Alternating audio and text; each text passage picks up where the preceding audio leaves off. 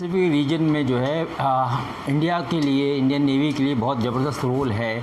इसके अंदर चैलेंजेस भी काफ़ी हैं क्योंकि वहाँ पे इस समय पावर प्ले हो रहा है यूएस और चीन के बीच में। चीन भी एक इकोनॉमिक डेवलप्ड कंट्री है, दूसरा वहाँ पे अमेरिका है। इन सब की इकोनॉमी इस रास्ते के ऊपर निर्भर करती है। चीन की एक्सपेंशनिस्ट नीति की वजह से वहाँ के जो देश हैं वो उससे परेशान रहते हैं।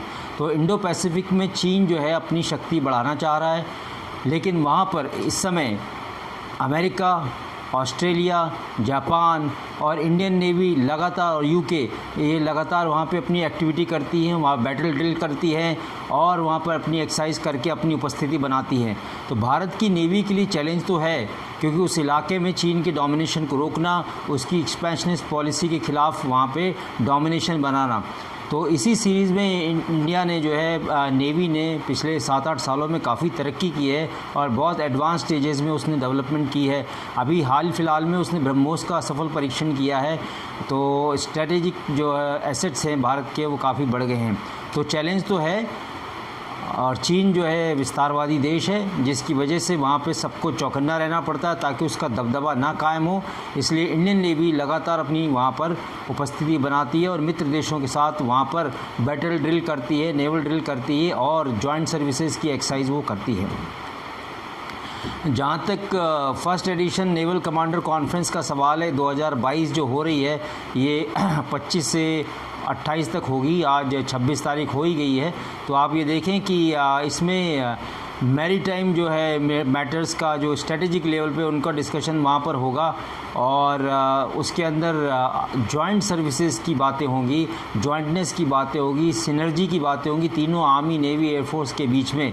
और आपको मैं बता दूं कि ये सिनर्जी इसलिए भी बनाई जाती है कि अब जो लड़ाई होगी वो जॉइंट वॉर होगी, थिएटर वॉर कॉन्सेप्ट में होगी, जिसमें आर्मी, नेवी, एयरफोर्स मिलकर लड़ाई लड़ेंगे और एसेट का भरपूर और बढ़िया इस्तेमाल कर पाएंगे। तो इसमें आर्मी चीफ और नेवल चीफ भी, एयरफोर्स चीफ भी आके बात करेंगे और जो कॉमन एरिया ऑफ इंटरेस्ट है, जो कॉमन लड़ाई के एनवायरनमेंट है, उसके ऊपर बातचीत होगी और क्या क्या तैयारियां हैं इस सिलसिले में उसके बारे में एक दूसरे से वो जानकारी शेयर करेंगे। और यह भी देखेंगे अभी तक क्या ट्रेनिंग में, लॉजिस्टिक्स में, हथियारों में और स्ट्रेटेजिक एसेट जो क्रिएट किए नेवी में उसमें कहाँ तक प्रगति हुई है और आगे किस चीज़ की ज़रूरत है, उसमें क्या करना है, उसके ऊपर जो है डिस्कशन और बातचीत होगी। 7 और 8 साल, पिछले 7-8 साल में नेवी ने काफ़ी तरक्की की। आपको याद होगा पिछले जब यूपीए की सरकार थी उस टाइम काफ़ी हमारे शिप जल गए थे, दुर्घटनाएं हो रही थी, तो अब वो ख़त्म हो गई हैं। पिछले 8 साल में एक भी इस तरह की हरकत नहीं हुई है।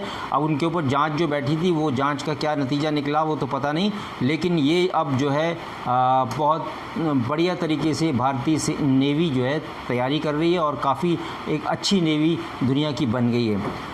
और 7-8 साल में इस बदलने के साथ साथ नेवी ने कोविड में भी, महामारी में बहुत काम किया। उसने जहाँ अस्पताल खोले, उसने राशन पानी, लोगों को भोजन पहुँचाया और जो कोस्टल एरिया उसमें नेवी ने काफ़ी जो है कोविड के अंदर काम किया। और जो मोदी जी की नीति है, जिसके उनकी विजन है SAGAR, सागर, यानी security common for all region, ये एक एक्रोनिम मोदी जी बनाते रहते हैं, उस तरह का एक उन्होंने दिया जिसके ऊपर नेवी काम कर रही है। सारे इलाकों की सिक्योरिटी के बारे में, सिनर्जी के बारे में, एयरफोर्स नेवी के साथ तालमेल बिठाने के बारे में बातचीत चलती है। तो इस कमांडर कॉन्फ्रेंस में ये सब डिस्कस होगा और अभी 2-3 दिन हैं, इसके अंदर क्या निकल के आता है वो बाद में जो ब्रीफिंग होगी तब पता चलेगा। जहाँ तक मिसाइल फायरिंग ड्रिल का सवाल है, ये मिसाइल फायरिंग ड्रिल पिछले सप्ताह में हुई है जिसमें नेवी, एयरफोर्स दोनों ने इस ब्रह्मोस मिसाइल का टेस्ट किया है। ये अपग्रेडेड वर्जन है ब्रह्मोस का जिसका उन्होंने टेस्ट किया है। इसके अंदर जो है सुखोई के ऊपर ये मिसाइल जो है फिट की गई ब्रह्मोस, और उसको जो है नेवी ने एक टारगेट सी में तैयार किया जिसके ऊपर सटीक जो है उसने मार करी ब्रह्मोस ने और उसको ध्वस्त कर दिया। तो ये तो हो गई एयरफोर्स की तरफ से जो बैटल ड्रिल की गई थी पिछले हफ्ते उसमें हुआ।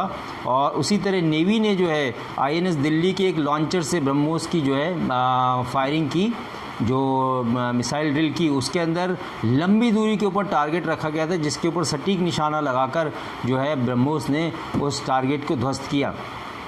आपको मैं बता दूं कि मार्च में भी जो है नेवी ने अपने जो है स्टेल्थ डिस्ट्रॉयर, जो इसका नाम है INS चेन्नई, उससे भी इसी तरह का एक टेस्ट किया था अपग्रेडेड ब्रह्मोस का, जिसके अंदर एक टारगेट को दूरी पर जो है ध्वस्त किया गया था, जिससे ये पता चलता है कि ब्रह्मोस जो undetected nap of the earth या लो फ्लाइंग जो चलती है उसने टारगेट ध्वस्त किया और ज़्यादा उस रडार के अंदर वो आई भी नहीं। तो ये सब चीज़ें जो है इसमें टेस्ट की गई। और नेवी का जो स्टेल्थ डिस्ट्रॉयर कहते हैं उसको, स्टेल्थ डिस्ट्रॉयर है, इसका ज़्यादा रडार के ऊपर कैप्चर नहीं होता, इसलिए इसको स्टेल्थ डिस्ट्रॉयर कहते हैं।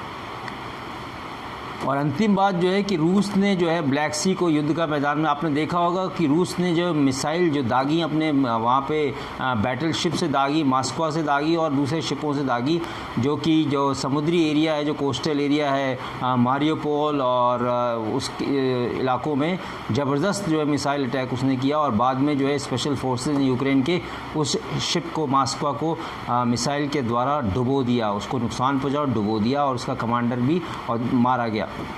तो चूँकि इंडो पैसिफिक में चीन जो है एक विस्तारवादी देश है, उसकी खासी नज़र है। और अभी आपको ये लेटेस्ट पता चला होगा कि सोलोमन आइलैंड के साथ उसने एक ट्रीटी की है, मिलिट्री ट्रीटी की है। तो वो चाहता है सोलोमन आइलैंड के ऊपर कब्जा करके एक बेस बनाने के लिए, जिसके लिए अमेरिका ने उसको चेताया है। तो इसीलिए जो है इंडो पैसिफिक जो है एक बड़ा सामरिक महत्व का क्षेत्र है, जहाँ से पूरी दुनिया का व्यापार इस इलाके से होता है और स्टेट ऑफ मलक्का से होता हुआ जाता है। तो आप ये देखिए कि इसके अंदर अमेरिका, ऑस्ट्रेलिया, भारत, जापान और इंग्लैंड, जिनके बिज़नेस हित जुड़े हुए हैं, जिनकी इकोनॉमी इन रूट्स पे चलती है, तो उन्होंने जो है अपनी जो है वहाँ पे रेगुलर प्रेजेंस बनाई है और चीन के दबदबे को नहीं कायम करने के लिए ये सब किया जा रहा है। तो क्वाड के देश अपनी ट्रेनिंग और ड्रिल कर रहे हैं, मिसाइल ड्रिल कर रहे हैं, नेवल ड्रिल कर रहे हैं, जॉइंट सर्विसेज की एक्सरसाइज कर रहे हैं।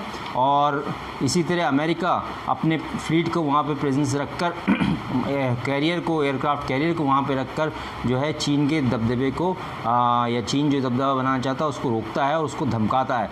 लेकिन चीन जो है वो अमेरिका को चेतावनी देता रहता है कि हमारे राह में रोड़ा मत बनो, लेकिन अमेरिका और बाकी मित्र देश जो है वहाँ पे अपनी उपस्थिति बनाए हुए हैं, वहाँ पे दबदबा बनाए हुए हैं। तो चीन की चालबाजी और उसकी हेकड़ी नहीं चल पा रही है। इसीलिए इंडो पैसिफिक रीजन जो है पूरी दुनिया के जो व्यावसायिक देश हैं, जो डेवलपिंग नेशन है, जो डेवलप्ड नेशन है, उन सब के लिए इम्पॉर्टेंट है कि चीन उसके ऊपर कब्जा करके हेजेमनी या अपना आधिपत्य स्थापित ना करे।